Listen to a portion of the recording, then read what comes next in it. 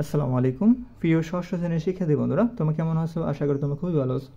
আজকে আলোচনা করব ষষ্ঠ শ্রেণীর গণিত বইয়ের 175 পৃষ্ঠার। আমরা আজকে আলোচনা করব 4, 5, 6, 7। আজকে এই ভিডিওতে আমরা আলোচনা করব 4, 5, 6, 7 চারটা আলোচনা করব।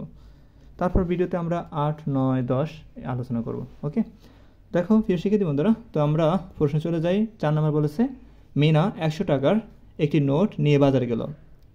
মনে করো মিনা 100 টাকা নিয়ে একটি বাজারে গেল, ঠিক আছে।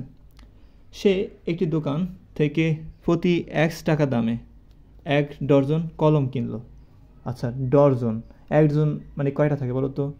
1 ডজন কয়টি থাকে? 12টি। ওকে, প্রতি 1 টাকা দামে 1 ডজন কলম কিনলো। দোকানদার তাকে 40 টাকা ফেরত দিল। তিনি 100 টাকা দিছে, মিনা 100 টাকা দিছে, দোকানদার 40 টাকা ফেরত দিছে। 60 টাকা থাকে না? তো নিশ্চিত কলমে 1 ডজন দাম হলো 60 টাকা। বুঝতে পারছো?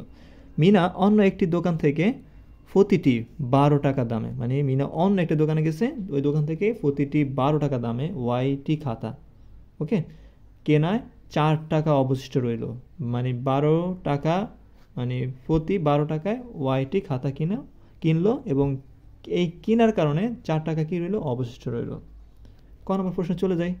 দেখো শিক্ষার্থী বন্ধুরা, পরীক্ষা তোমাদের যে বার্ষিক পরীক্ষা হবে, বার্ষিক পরীক্ষা এরকম প্রশ্ন আসার সম্ভাবনা অনেক বেশি, কারণ এরকম রিলেটেড প্রশ্ন থাকবে, ঠিক আছে। তো মনোযোগ দিয়ে দেখো, কারণ এটা অনেক ইম্পর্টেন্ট। আমি আজকে যে কয়টা করাবো, এই 4টা কিন্তু অনেক ইম্পর্টেন্ট। ওকে, এখান থেকে যে কোনো একটা আসতে পারে। দেখো কোন বলছে, প্রতিটি কলামের মূল্য, মানে প্রতিটি কলমের মূল্য নির্ণয় করো। মানে তুমি প্রতিটি কলমের মূল্য নির্ণয় করতে হবে। তো আমরা তো কলমের দাম কত দেখি। তো এখানে বলছে যে সে একটি দোকান থেকে প্রতিটি 1 টাকা দামে 1 ডজন কলম কিনলো। তো 1 ডজন আমরা জানি 1 ডজন সমান কতটি? 12টি। তো আমরা উত্তরে চলে যাই। দেখো প্রিয় শিক্ষার্থী বন্ধুরা, আমরা এখানে লিখেছি যে ক নম্বরে আমরা জানি 1 ডজন সমান কতটি? 12টি। তো একটি কলমের দাম কত টাকা? 1 টাকা। দেখো এখানে প্রতিটি কলম 1 টাকা দামে, প্রতিটি মানে কি? একটি। তো একটি কলমের দাম কত? 1 টাকা। সুতরাং কয়টি কলম? 12টি। সুতরাং 12টি কলম হবে 12x টাকা।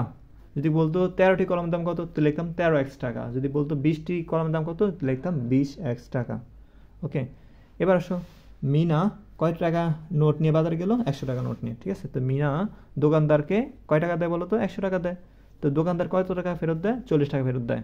ওকে, তো এটা আমরা বিয়োগ করব। তো 1 ডজন কলমের মূল্য হবে 60 টাকা।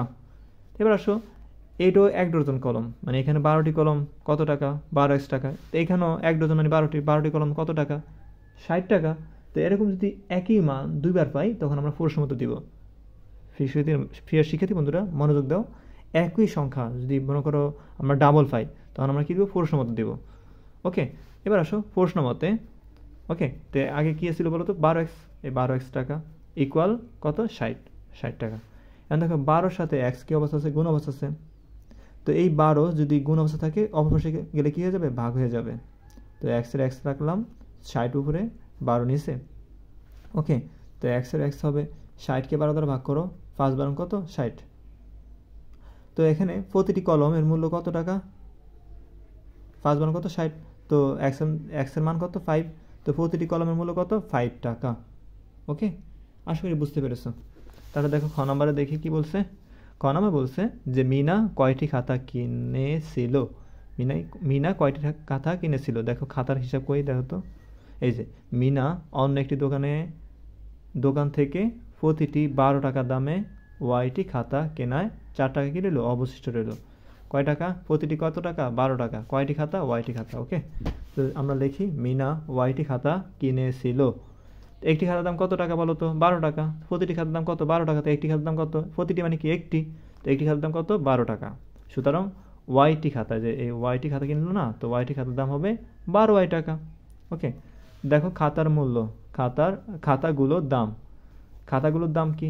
খাতাগুলোর দাম তোমার 40 থেকে আমরা 4 বাদ দেবো, কারণ কি এখানে দোকানদার 40 টাকা ফেরত দিছে না। তো 40 থেকে আমরা কত বাদ দিব? 4 বাদ দিব। যে সে 40 টাকা দিন তো অন্য দোকানে গেছে নাকি? এই যে দোকানদার তাকে যে 40 টাকা ফেরত দিছে, এই 40 টাকা নিয়ে তো অন্য দোকানে গেছে। এই 40 টাকা থেকে 4 বাদ দিব আমরা, ঠিক আছে। তো আমরা দেখি খাতাগুলোর দাম 40 থেকে 4 বাদ দিল কত? 36 টাকা থাকে। এবার আসো, তো খাতাগুলোর দাম আগে যে খাতাগুলোর দাম ছিল কত 12টি, 12 টাকা, আর এখন খাতাগুলোর দাম কত 36 টাকা, মানে 36 টাকা। তো এই খাতার দাম মানে 12টি খাতার দাম এখানে 12 পাইছি, এখানে 12টি খাতার দাম কত পাইছি 36টা পাইছি। তো একই মান ডাবল হয়েছে না, তো কী দিব প্রশ্ন মতো দিব, প্রশ্ন মতে 12y আগে লিখবো ইকুয়াল 36। 12y 12 সাথে y গুণ অবস্থা আছে, তো 12 সাথে y যদি গুণ অবস্থা হয়, 12 সাথে y গুণ অবস্থাতে এটা অপর পাশে চলে গেলে কী হবে ভাগ হয়ে যাবে। দেখো এখানে 12 সাথে y গুণ অবস্থাতে 12কে আমরা অপর পাশে নিয়ে যাবো, 36 উপরে নিচে 12। তো 12কে 36কে 12 দ্বারা ভাগ করবো, 3 বার কত 36, তো y সমান কত 3। তো মিনা 3টি খাতা কিনেছিল, কয়টি খাতা কিনেছিল 3টি খাতা কিনেছিল। আশা করি বুঝতে পেরেছ। তারপর দেখো 5 নাম্বার, তো 4 নাম্বার সমাধান হয়ে গেল, তারপরে আমরা 5 নাম্বার করবো, ঠিক আছে। 5 নাম্বার কী বলছে দেখো, মনোযোগ দাও। করিম সাহেব তার 56,000 টাকার কিছু টাকা বার্ষিক 12% মুনাফায় ও বাকি টাকা বার্ষিক 10% মুনাফায় বিনিয়োগ করলেন। মানে দেখো এখানে করিম সাহেব 56,000 টাকা কিছু টাকা বার্ষিক 12% মুনাফায়, বাকি টাকা 10% মুনাফায় বিনিয়োগ করলেন। 1 বছর পর তিনি মোট মানে 6,400 টাকা মুনাফা পেলেন। তিনি 10% মুনাফায় কত টাকা বিনিয়োগ করেছেন। তো আমাদের 10% মুনাফায় কত টাকা বিনিয়োগ করেছেন এটা বের করতে হবে। এখন আসো, তো আমাদের বের করতে প্রথমে 10%, মানে 10% মুনাফায় 1 টাকা বিনিয়োগ করেছেন, ঠিক আছে, এটা আমরা লিখবো। তারপরে কি লিখবো 12% মুনাফায় বিনিয়োগ করলেন, তো এই 56,000 থেকে 12 আমরা x বাদ দিব, ঠিক আছে। তো মুনাফার সূত্র লিখবো আমরা, তো আমরা অঙ্কে চলে যাই সলভে। দেখো আমরা লিখছি, মনে করি 10% মুনাফায় 1 টাকা বিনিয়োগ করেছেন, ঠিক আছে। সুতরাং 12% মুনাফা বিনিয়োগ করেছেন, 56,000 থেকে আমরা কত বাদ দিব x বাদ দিব। এবার আসলে আমাদের মুনাফা বের করতে বলছে, তো মুনাফার সূত্র কি বলতো, আসল গুণ মুনাফা, আসল গুণ সময় গুণ মুনাফার হার, আসল গুণ সময় গুণ মুনাফার হার, ওকে, বাই কত হবে 100। এবার আসলে আমাদের 10% লাভে, 10% লাভে 100 টাকা, মানে 10% লাভে x টাকার মুনাফা, 10% লাভে x টাকা মুনাফা। তো এখানে দেখো আসল কি বলতো x টাকা, এখানে x টাকা মুনাফা, আসল x টাকা, আর সময় কি 1 বছর, মুনাফার হার কি 10%, 10% না 10% মানে মুনাফার হার মানে 10, আর 100 100। এখন আসো এই x এর x এই 1 এর সাথে 10 গুণ করো, 10 1 10, 10 এর সাথে 1 গুণ করলে কি হবে 10x মানে 10x, ওকে, নিচে 100 100, এটা ভাগ করা যায় না, যেরকম আছে সেরকমই থাকবে, ওকে। এবার আসো তারপরে 12% লাভে, 12% লাভে 56,000 টাকা, মানে 12% লাভে, ঠিক আছে, এই 12% লাভে 56,000 মাইনাস x টাকা, 56,000 মাইনাস x টাকা মুনাফা। দেখো এখানে আসল টাকা কি, আসল টাকা হচ্ছে এটা, 56,000 থেকে x বাদ দিব, এটা হচ্ছে আসল, লিখলাম আসল, তারপরে গুণ, তারপরে সময় কত 1 বছর, তারপরে হচ্ছে মুনাফার হার কত পার্সেন্ট 12%, এখানে মুনাফার হার কত 12, আর ভাগ হচ্ছে কত 100। যদি এখানে থাকতো 15%, তো এনে হইতো কত 15, মুনাফার হার কত হইতো বলো তো 15 হইতো, এখানে 12% লাভে সেজন্য এখানে 12, আর ভাগ কত 100। এবার আসো আমরা কি করি, এই 1 এর সাথে 12 গুণ করো, 12 কে 12, এই 12 সাথে 56,000 গুণ হইব, 12 সাথে 56,000 গুণ হলে কত হইব 6,72,000, মাইনাসের মাইনাস, এই 12 সাথে x গুণ হইব 12x হয়, ওকে। তো দেখো আমরা এইটা থেকে এটা বাদ দিতে পারি না, কারণ এটা চলক আছে, চলক নাই, বাদ দেওয়া যাবে না, ওকে, ভাগ করা যাবে না। এবার এখানে আমরা 10% লাভে পাইছি কি এটা, আর এখানে 12% লাভে পাইছি আমরা এটা।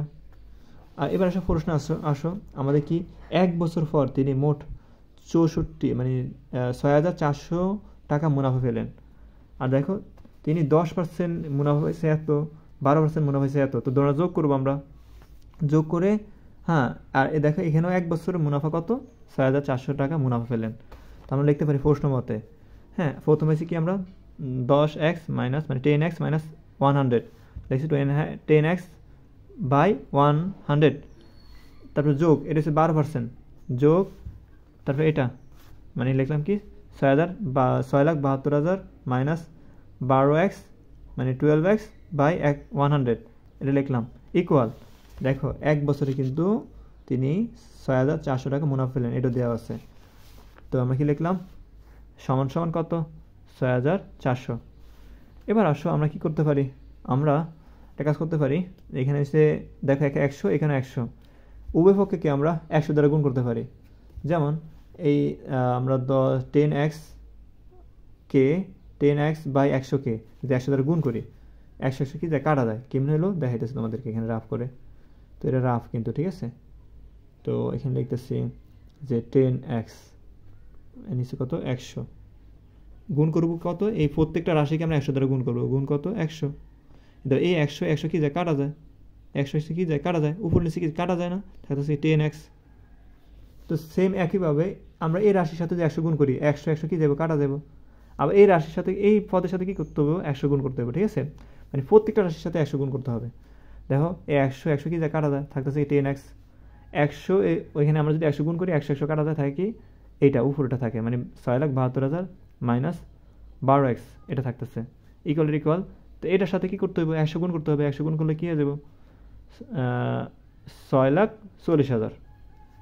এবার আসো আমরা কি করব, আমরা এই যে এখানে যে মানটা আছে না, এখানে আমরা চলকগুলো যোগ করবো, মানে এখানে 10x, এখানে 12x মাইনাস 12x রাখবো।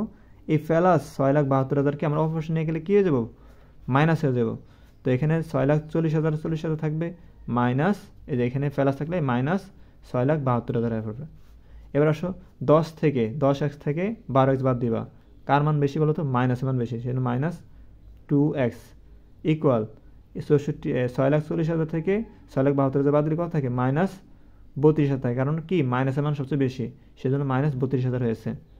তারপরে আসো এখানে 2x, এই 2x মানে 2 এর সাথে মাইনাস 2 এর সাথে x কি অবস্থা আছে, গুণ অবস্থা আছে, অপর পাশে চলে গেলে কী হয়ে যাবে, ভাগ হয়ে যাবে। তো এই x রাখলাম আমরা, x এর মান রাখলাম, মাইনাস 2কে আমরা ভাগ অবস্থায় নিয়ে গেলাম। এই মাইনাসে মাইনাসে কী হয়ে যায়, কাটা, ফেলাস হয়ে যায়। 32কে 2 দ্বারা ভাগ করলে কত হয়, 16, আর 0 0, 3টা 0 3টা 0। তো x এর মান কত বলো তো, 16,000 এই উত্তর। ওকে, আসলে বুঝতে পেরেছো। তারপর দেখো এখানে 5 নম্বর পরে কত, 6 নাম্বার। 6 নাম্বার দেখো বলছে কি, কোনো এক ক্রিকেট ম্যাচে সাকিব মুশফিকুর রহিমের দ্বিগুণ রান করে। মানে কে রান করে বলো, সাকিব মুশফিকুর রহিমের দ্বিগুণ রান করে। মাত্র 2 রানের জন্য দুইজনের রানের সমষ্টি ডাবল সেঞ্চুরি হয়নি। প্রিয় শিক্ষার্থী বন্ধুরা, সেঞ্চুরি মানে কি বলতো, 100 মানে 100। কে কত রান করেছে, তো আমরা উত্তরে চলে যাই। 6 নম্বর বলেছি আমরা, মনে করি মুশফিকুর রহিমের রান কত, x রান কত বলো তো, x। মুশফিকের রান তো জানা নাই, x। তাহলে সাকিবের রান কত হবে, মুশফিকের রানে কি হবে, দ্বিগুণ হবে। তো কি হবে, 2x হবে। তাহলে সাকিবের রান হবে 2x। তো তাদের মোট রান কত ছিল, 200 থেকে, মানে এখানে কি বলছে, ডাবল সেঞ্চুরি, মানে সেঞ্চুরিও 100 আর ডাবল সেঞ্চুরিও 200। তো তাদের মোট রান 200 থেকে কত কম ছিল বলো তো, এই যে দেখো 2 রানের জন্য ডাবল সেঞ্চুরি হয়নি। তো মানে হয়নি মানে কি, কম। তো 200 থেকে কত বাদ দিব, 2 বাদ দিব।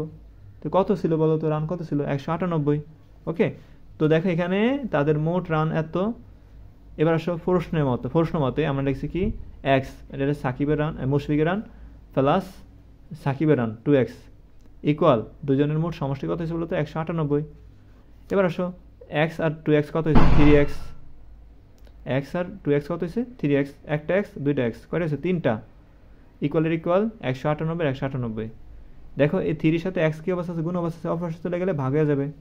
198 3 এই ভাগ অবস্থা চলে এলো, 198কে 3 দ্বারা ভাগ করলে হয় 66। তো x এর মান কত হয়েছে, 66। এই x কাকে নির্দেশ করে বলো তো, মুশফিকুর রহিমের রানকে নির্দেশ করে। তো মুশফিকুর রহিমের রান কি 1 টাকা না, তো x কি 66। তো মুশফিকের রান কত বলো তো, 66। মুশফিকুর রহিমের রান হলো 66। এবং সাকিবের রান কি বলো তো, 2x। তো এবার আসো, তো সাকিবের রান ইকুয়াল এই 2 এর 2, ঠিক আছে, এই 2 এর 2, আর এখানে তো x এর মান কত, 66, x এর মান কত দিছি, 66। ওকে, তো 2 এর সাথে 66 যদি গুণ করি আমরা, 32 হয়। তো সাকিবের রান কত? 132। মুশফিকের রান কত? শুধু 66। ওকে, আশা করি তোমরা বুঝতে পেরেছো। এখন আসো আমরা সমাধান করব 7 নাম্বার। খালি ঘর পূরণ করো।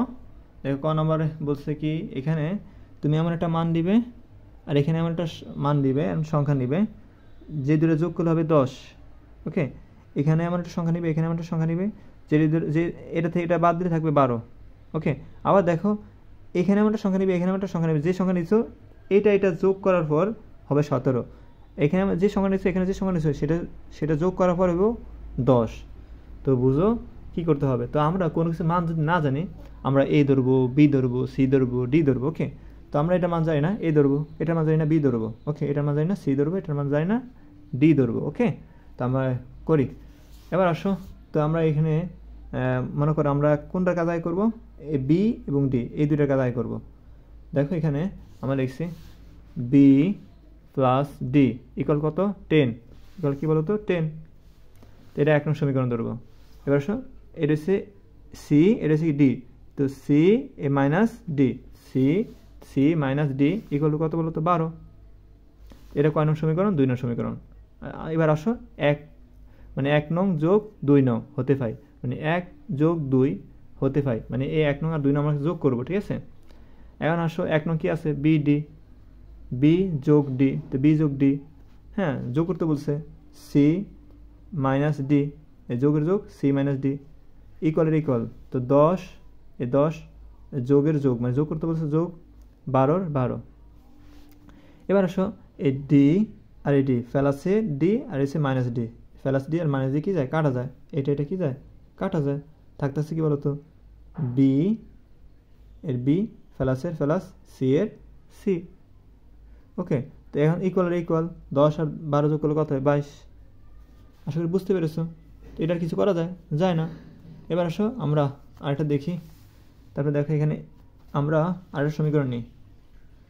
এ এবং এটা তো সি, এটা বি, তো এ বি সমান সমান কত হয়? 10। ওকে, তারপরে কি এ এবং কি সি, এ বি ইকুয়াল 10। এটা 3 নং সমীকরণ ধরবো। এ সি, এটা কত ধরবো? এটা ধরবো আমরা 4 নং সমীকরণ। ঠিক আছে, এটা সমান সমান কত? 17। তো আমরা লিখছি এ বি, মানে এ যোগ বি 10, আর এ যোগ সি, মানে এ যোগ সি কত? ইকুয়াল কত? 17। এটা আমরা 4 নং ধরবো। এটা 3 নং, এটা 4 নং। এবার এই দুটো পাইছি না, দুটো যোগ করবো। তো 3 নং প্লাস 4 নং হতে পাই, তো এ প্লাস বি, তো এ প্লাস বি লিখবো আমরা। ঠিক আছে, যোগ করতে বলছে, যোগ এ প্লাস সি, তো এ প্লাস সি ইকুয়াল আর ইকুয়াল, তো 10 যোগ করতে বলছে না, তো যোগ লিখলাম 17। এখন আসো এখানে একটা এ, এখানে একটা এ, কয়টা হয়েছে? 2টা এ। এখানে একটা এ, এখানে একটা এ, কয়টা হয়েছে? 2টা এ।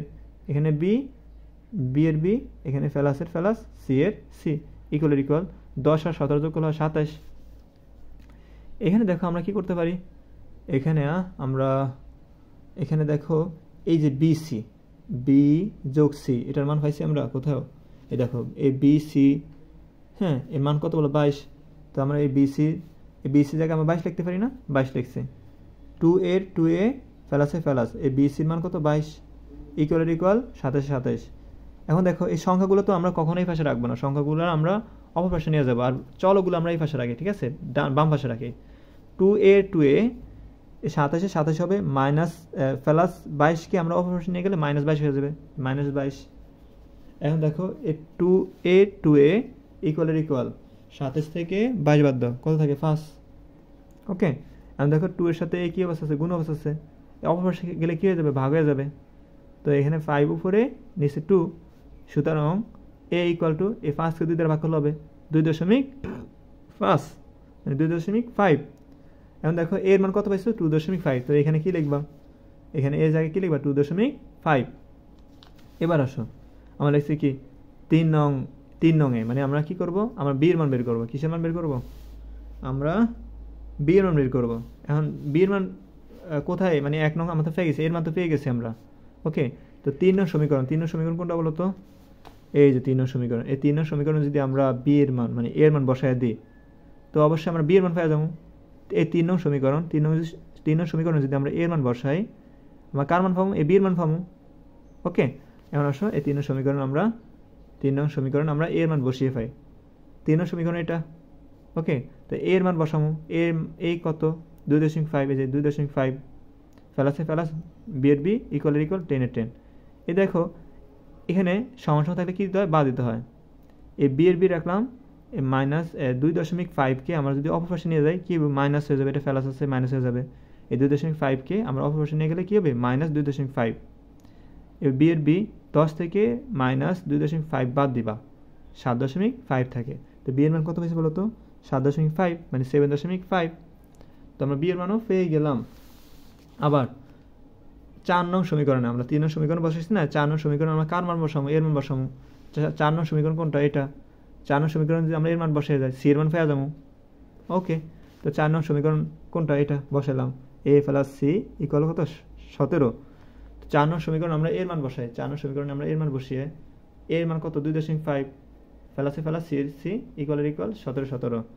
এন দেখো সমান থাকলে কি দিতে হয়, বা এন সি এর সি রাখলাম, এই 2.5কে আমরা ফেলাস 2.5কে অপর পাশে নিয়ে গেলে কী হবে, মাইনাস 2.5। 17 থেকে 2.5 বাদ দিব, কত থাকে 14.5। তো বা সি ইকুয়াল টু কত 14.5। সুতরাং সি এর মান কত 14.5। তো আমরা সি এর মান পেয়ে গেলাম। তো এখানে আমরা সি এর মান কী লিখবো, 14.5, এখানে 14.5 লিখবো। ঠিক আছে, এবার আসো আমরা ডি এর মান বের করবো। ঠিক আছে, তো 1 নং সমীকরণ কোথায় আছে, এই যে এখানে। তো এই 1 নং সমীকরণে যদি আমরা ডি এর মান বসায় দিই, বি এর মান বসায় দিই, এই 1 নং সমীকরণে যদি বি এর মান বসায় দিই, ডি এর মান পেয়ে যাবো। তো লিখলাম 1 নং সমীকরণে বি এর মান বসিয়ে পাই। ওকে, তো আমরা লিখলাম এখানে বি প্লাস ডি ইকুয়াল হলো 10। বা এই 1 নং সমীকরণে যদি আমরা বি এর মান বসাই, বি এর মান কত বলো তো 7.5 ফার্স্ট। তো আমরা এই 7.5 বসাইলাম, ফেলাসে ফেলাস ডি এর ডি ইকুয়াল 10 এর 10 মানে 10 এর 10। এটা এপাশে কি আছে, ফেলাস অবস্থা আছে, আমরা সংখ্যা এখানে রাখবো না। এই 7.5কে অপর পাশে নিয়ে গেলে কী হবে, মাইনাস 7.5। তো ডি এর ডি রাখলাম ইকুয়াল 10 এর 10। এটা এই পাশে এটা আসছে ফেলাস অবস্থা, ওই পাশে গেলে কি মাইনাস হয়ে যাবে। 10 থেকে 7.5 বাদ দিলে থাকবে 2.5। ডি এর মান কত 2.5। তো আমরা ডি এর মান কত দিব, 2.5 দিব। এখন দেখো তুমি এটা যোগ করলে 10 পাইবা, এটা যোগ করলে 17 পাইবা, এটা যোগ করলেও কী পাইবা 10 পাইবা। আর এটা থেকে এটা বাদ দিলে তুমি কী পাইবা 12 পাইবা। ওকে, আশা করি তোমরা আমার বুঝতে পেরেছো। আমি অনেক সংক্ষিপ্তভাবে সহজভাবে বুঝিয়ে দিচ্ছি। এটা মতো ইজি অঙ্ক হয় না, দেখতে অনেক বড় মনে হয় কিন্তু অনেক সহজ। এখন দেখো এটা তোমরা ইজিলি মানে বের করতে পারবা। দেখো এখানে কোনো মান নাই, তো আমরা কী দিব বলো তো, কোনো কিছু মান না জানলে আমরা চলক হিসাবে কী ধরবো, এ বি সি ডি। ওকে, তো আমরা অঙ্কটা করে ফেলি। তো আমরা কী করবো, ওই আগের মতো এটা যেমন যোগ করছিলাম, তখন এই সি আমরা এরকম করবো।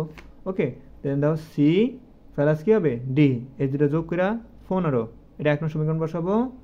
হ্যাঁ, তারপরে বি, তারপরে বি, তারপরে এই মাইনাস, তারপরে এটা কি ডি ইকুয়াল কত 2। এটা কিন্তু মাইনাস চিহ্ন। ঠিক আছে, তো বি মাইনাস ডি ইকুয়াল কত 2। এটা 2 নং সমীকরণ ধরবো।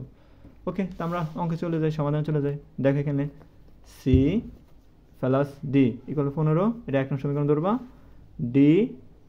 B minus D equal 2। এই যে বি, এটা বি, এটা হচ্ছে ডি, এর মাইনাস ইকুয়াল টু কত 2। এটা 2 নং সমীকরণ। ওই যে ফির শিখে আমাদের আগের মতো 1 নং এবং 2 নং পেয়ে গেছি, আমরা যোগ করব। 1 নং যোগ 2 নং হতে পাই। 1 নং কি আছে সিডি, 1 নং সিডি লিখলাম। তো ফেলাস যোগ করতে বলছে ফেলাস। 2 নং কি আছে BD, B minus D equal. তো 15 যোগ 2। ওকে, এখন আসো এখানে সি, এখানে ডি, এখানে বি, এখানে ডি। এখন দেখো এই ডি ফেলাস, এই ডি মাইনাস কাটা যায়, থাকতেছে কি সি এর সি, এই ফেলাসের ফেলাস। হ্যাঁ, এই ফেলাসের ফেলাস, এই বি এর বি ইকুয়াল 17 যোগ 2 কত হয়, 15 যোগ 2 কত 17। এবার আবার এটার তো কিছু করা যায় না। আবার কি করবো আমরা, এ প্লাস বি, মানে কি করবো, এ প্লাস বি ইকুয়াল কত 15। এটা 3 নং সমীকরণ ধরবো। তারপরে এ প্লাস কত সি ইকুয়াল কত 12। এটা 4 নং সমীকরণ ধরবো। তো আমরা দেখছি আবার এ প্লাস বি ইকুয়াল কত 15। এটা 3 নং, a প্লাস সি ইকুয়াল 12, এটা হচ্ছে 4 নং।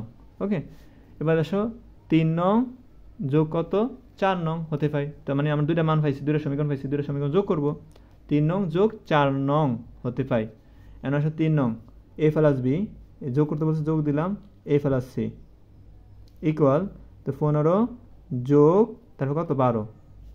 এখন আসো এখানে একটা এ, এখানে একটা এ, কয়টা এসে দুইটা এ, এনে এ একটা এ, এখানে একটা এ, দুইটা এ, এনে বি এর বি প্লাসে প্লাস সি এর সি ইকুয়াল ইকুয়াল 15 যোগ 12 যোগ হলো 27।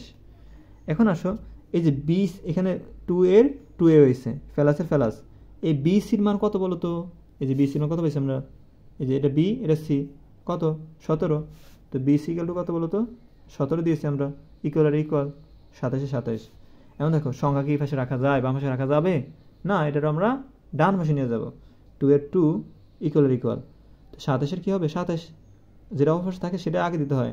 তারপর দেখো আমরা 17 থেকে 17কে তাহলে 17কে আমরা অপর পাশে নিয়ে গেলে কী হবে -17 হয়ে যাবে। ওকে, তো -17। এবার আসো 2 এর 2 এ ইকুয়াল আর ইকুয়াল 27 থেকে 17 বাদ দিলে 10 থাকে। এখন বলো তো এই 2 এর সাথে কী অবস্থা আছে, গুণ অবস্থা আছে, এই 2কে আমরা অপর পাশে নিয়ে গেলে কী হবে ভাগ হয়ে যাবে, কারণ গুণ অবস্থা আছে ভাগ হয়ে যাবে। তো এ রাখলাম কারণ এর মান বের করবো, ইকুয়াল আর ইকুয়াল 10 এর 10 ভাগ কত 2, সুতরাং এ ইকুয়াল টু 10কে 2 দ্বারা ভাগ করলে কত হয় 5 হয়। তো এ ইকুয়াল টু কত হয়েছে 5, তো আমরা এর মান পেয়ে গেছি। এখন আসো এর মান আমরা কয় নং সমীকরণ বসাবো, 3 নং সমীকরণ বসাবো, ঠিক আছে। এখন আসো এর মান যদি পেয়ে গেলাম, তো এর মান যদি আমি 3 নং সমীকরণ বসাই তো আমি বি এর মান পেয়ে যাবো। তো আমি লিখছি 3 নং সমীকরণে এর মান বসিয়ে 5, এখন আসো এর 3 নং সমীকরণ এটা। এখন আসো এর মান বসাও, এর মান কত 5 প্লাসে প্লাস বি এর বি ইকুয়াল ইকুয়াল 15 তো আমরা বি এর মান বের করবো না, তো বি রেখে দিলাম, 15 হবে। এই প্লাস 5কে অপর পাশে নিয়ে গেলে কী হবে -5 হয়ে যাবে। তো 15 থেকে 5 গেলে থাকে কত 10 মানে 10, তো বি এর মান কত পেয়ে গেছি আমরা 10 পেয়ে গেছি। ওকে, এখন এর মান পেয়েছি 5, এর মান পেয়েছি 5, বি এর মান পেয়েছি 10, তো 5 আর 10 কত হয় 15, এই যে 15। ওকে, এবার আসো আমরা বি এর মান পেয়ে গেলাম। এবার আসো আমরা কার মান বের করবো বলো তো, বি এর পরে কি সি, সি কোন সমীকরণ আছে 4 নং সমীকরণ আছে। এখন আমি যদি এর মান 4 নং সমীকরণে বসাই সির মান পেয়ে যাবো, তো লিখলাম 4 নং সমীকরণে এর মান বসিয়ে, তো 4 নং সমীকরণ এ প্লাস সি ইকুয়াল 12, তো বা এর মান কত 5 প্লাসে প্লাস সি এর সি ইকুয়াল 12 আসো এবার আসো আমরা কার মান নির্ণয় করবো, সির মান নির্ণয় করবো। তো 12 থাকবে, প্লাস 5কে অপর পাশে নিয়ে গেলে কী হবে -5, 12 থেকে 7 গেলে থাকে, 12 থেকে 5 গেলে থাকে কত 7, তো সি এর মান কত 7। আচ্ছা সি এর মান পেয়ে গেলাম, তারপরে কি মান ডি এর মান, ডি এর মান কোন সমীকরণ আছে, ডি এর মান কোন সমীকরণ আছে 1 নং সমীকরণ আছে। এখন আসো 1 নং সমীকরণে কার মান বসাইলে আমরা পেয়ে যাবো ডি এর মান, সি এর মান বসাইলে, ঠিক আছে। তো আমরা লিখলাম 1 নং সমীকরণে সি এর মান বসিয়ে, তো 1 নং সমীকরণ ছিল সি প্লাস ডি ইকুয়াল হলো 15, সি এর মান কত 7, এই যে সি এর মান কত 7 প্লাসে প্লাস ডি এর ডি ইকুয়াল 15। এবার মাঝখানে সমস্যা থাকলে কী দিতে হয় বা, তো ডি এর মান বের করবো, ডি রাখলাম, এই 15 হবে 7 প্লাস আছে, এ পাশে গেলে -7, তো বা ডি এর ডি ইকুয়াল 15 থেকে 7 গেলে থাকে 8, সুতরাং ডি ইকুয়াল টু কত 8, এলো অ্যান্সার। তো আমরা এর মান পাইলাম, তারপরে কি এর মান পেলাম 5, ডি এর মান পেলাম বি এর মান পেলাম 10, সি এর মান পেলাম 7, ডি এর মান পেলাম 8, এলো আমাদের অ্যান্সার। ওকে, তো আশা করি তোমরা বুঝতে পেরেছো। ভিডিওটা অনেক লম্বা হয়ে যাবে, নাহলে আমরা 8 এবং 9 10 করাইতাম, কিন্তু ভিডিওটা অনেক লম্বা হয়ে যাবে, তোমরা দেখবে না এত বড় ভিডিও। তো এই ভিডিও থাকবে ইনশাআল্লাহ, আগামী ভিডিওতে আমরা বাকিগুলো আলোচনা করব। ধন্যবাদ।